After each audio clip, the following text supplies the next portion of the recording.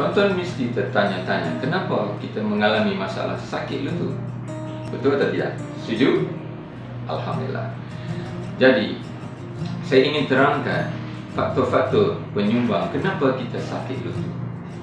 Ya, yang pertama, kita boleh bahagikan kepada acute. Acute bermaksud sakit yang datang secara tiba-tiba, sudden onset, dan kurang daripada 14 hari kesakitan masalah sakit lutut. Ya. Sebagai contoh, dan kebanyakan dalam acute kesakitan sakit lutut dalam jangka masa pendek, kebanyakan kes adalah disebabkan kecederaan daripada sukan, kecederaan daripada tempat kerja, aktiviti harian kita. Okey, itu adalah punca-punca yang menyebabkan kenapa salah satu faktor penyebab kepada acute fasa yang singkat menyebabkan kesakitan sakit lutut. Kes-kes sakit lutut yang acute dalam jangka masa yang singkat menyebabkan kesakitan. Ini berlaku adalah kerana kecederaan sukan, terutamanya sukan yang berkaitan dengan contact sport, sukan yang melibatkan pelanggaran. Sebagai contoh, bola sepak, futsal, ya, basketball, ya, dan macam-macam lagi sukan. Okey. Dan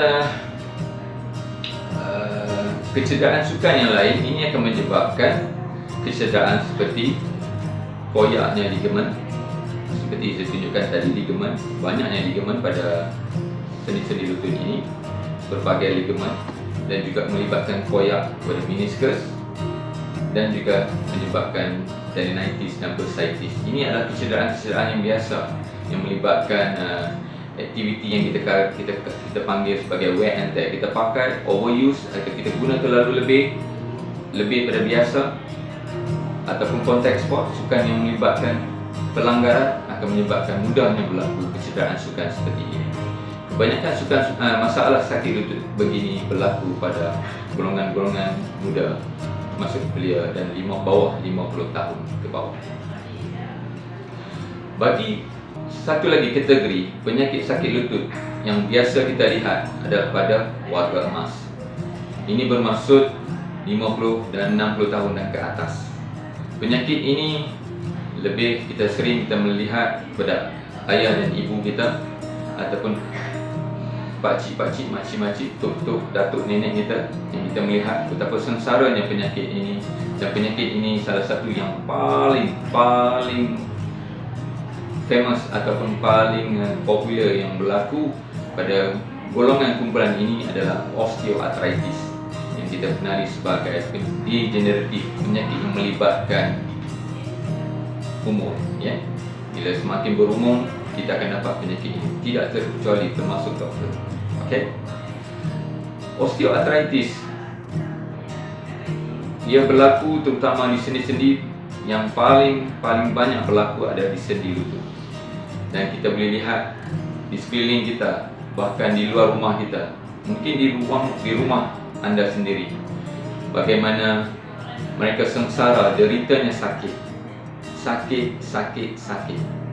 dan mereka juga akan merungut betapa rasa kerasnya sendi ini untuk berluncur, untuk bergerak, untuk membuat kerja-kerja harian, terutamanya di awal pagi. Di samping itu, melihatkan aktiviti kerja harian, termasuklah untuk bergerak di dalam rumah, bekerja, naik tangga, pergi ke tandas, termasuk solat, tuan-tuan dan puan-puan. Dan masalah penyakit lutut ini, bagaimana kita nak ketahui yang tuan-tuan dan puan-puan mengalami masalah sedemikian? Sakit lutut, penyakit apa? Macam-macam akan bermain di dalam persoalan kotak minda tuan-tuan dan puan-puan. Sudah pasti? Anda yakin? Benar atau tidak?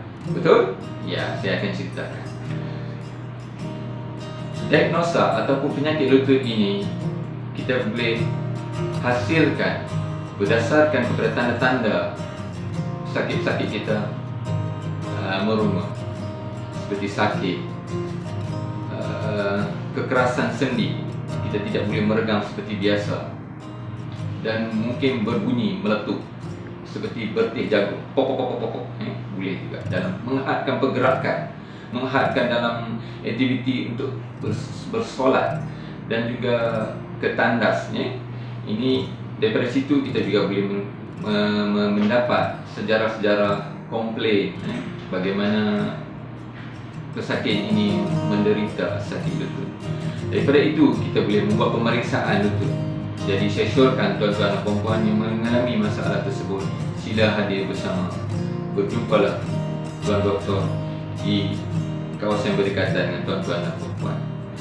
Di samping itu, selain pada pemeriksaan daripada doktor yang bertauliah, tuan-tuan dan puan-puan juga perlu pemeriksaan lebih lanjut. Kita boleh buat pemeriksaan darah dan juga boleh buat X-ray. Dan untuk confirmation, ujian kepastian, kita boleh buat MRI di kawasan lutut. Kebiasaannya kita akan membuat MRI.